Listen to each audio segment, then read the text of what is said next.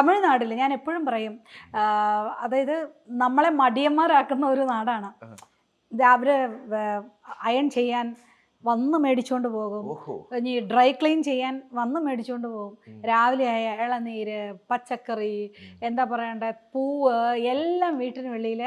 നമ്മൾ സുഖിയൊന്നും ചെയ്യണ്ട, അവരെ വിൽക്കാൻ പച്ചക്കറി. പിന്നെ കുപ്പയില്ലേ, കുപ്പ എന്ന് പറഞ്ഞ വേസ്റ്റ്, അതൊരു വലിയ പ്രോബ്ലം ഒന്നും നമ്മുടെ നാട്ടിലെ. വേസ്റ്റ് രാവിലെ എടുക്കാൻ അത് ഒരു പെട്ടി, ഒരു ഓട്ടോ പോലെ ഒരു സാധനമായിട്ട് ഇവർ വരും, എടുത്തോണ്ട് അങ്ങനെ എല്ലാ അങ്ങനെ ഒരു സ്ഥലമാണ് വേണമെങ്കിൽ പറയാം. പിന്നെ ഇനിയിപ്പോ നമ്മൾ മൊത്തം മടിയന്മാരാവണമെന്ന് സുഖി ആപ്പും പല അങ്ങനത്തെ ആപ്പൊക്കെ ഉണ്ടല്ലോ, അതൊക്കെ. അതെ. പക്ഷെ ഇവിടെ ഈ പൂ പോലുള്ള സംഭവങ്ങളൊക്കെ ഉണ്ടല്ലോ, അതൊക്കെ 3 നേരം വരും. പ്രത്യേകിച്ച് ഇളനീര്. നിങ്ങൾ ഇളനീര് കുടിച്ചോ?